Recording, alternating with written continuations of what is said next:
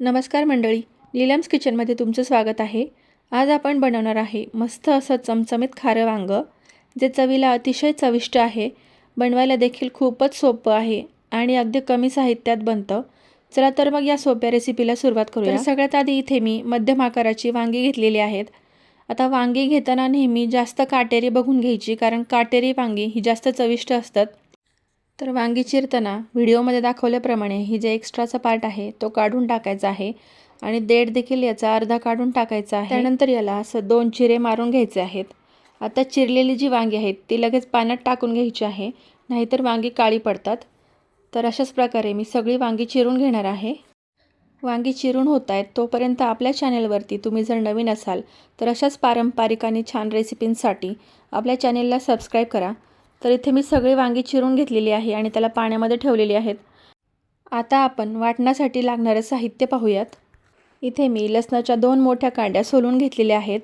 त्यानंतर आलं, खोबरं, कढीपत्ता, 10 ते 15 हिरव्या मिरच्या आणि कोथिंबीर घेतलेली आहे। त्याचबरोबर शेंगदाणे भाजून त्याची साल काढून त्याचा जाडसर असा कूट करून घेतलेला आहे। तर याच्यामध्ये कोथिंबीर आणि लसणाचा वापर थोडासा जास्त करायचा आहे।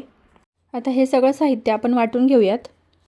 हे पहा, सगळं साहित्य मी असं वाटून घेतलेलं आहे। वाटणाला किती छान कलर आलेला आहे पहा। आता हे सगळं वाटण मी एका प्लेटमध्ये काढून घेणार आहे।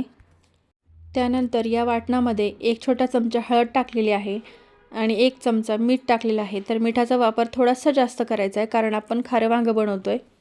त्यानंतर 3 ते 4 चमचे शेंगदाण्याचा कूट घ्यायचा आहे। आता हे सगळं वाटण हाताने मिक्स करून घ्यायचं आहे।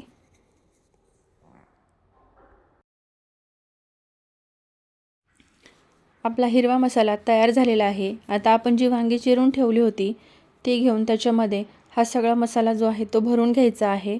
मसाला भरताना पूर्ण दाबून भरायचा आहे, म्हणजे तो वांग्यातून बाहेर येत नाही। तर हे पहा, अशा प्रकारे सगळी वांगी छान भरून घ्यायची आहेत।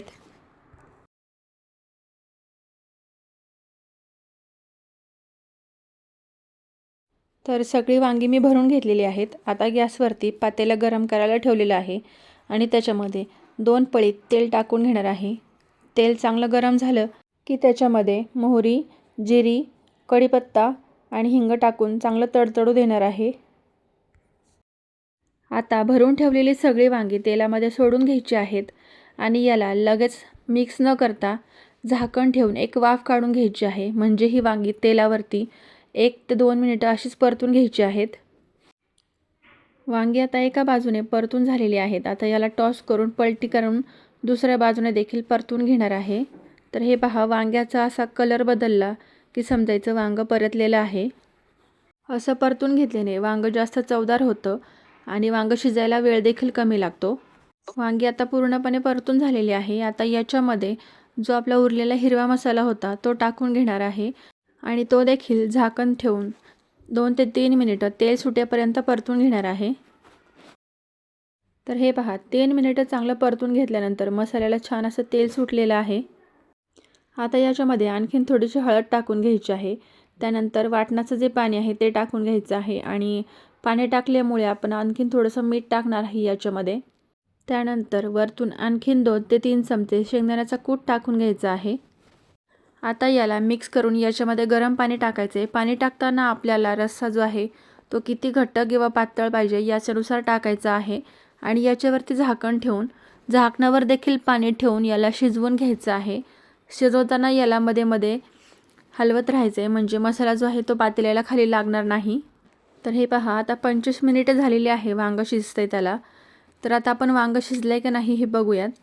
तर वांगं शिजले का नाही हे कसं ओळखायचं, तर वांग्याचा देठ जो आहे तो दाबून बघायचा। तो जर सहजपणे दबला गेला म्हणजे याचा अर्थ वांगं शिजलेलं आहे। तर हे पाहू शकता, वांग्याचा देठ असं छान असं शिजलेला आहे आणि वांगं देखील छान मऊसूत शिजलेलं आहे। तर इतकी सोपी रेसिपी आहे खाऱ्या वांग्याची। तर मंडळी, कशी वाटली तुम्हाला ही रेसिपी मला कमेंट बॉक्समध्ये नक्की सांगा आणि रेसिपी आवडली असेल तर लाईक, शेअर, सबस्क्राईब करायला विसरू नका। धन्यवाद।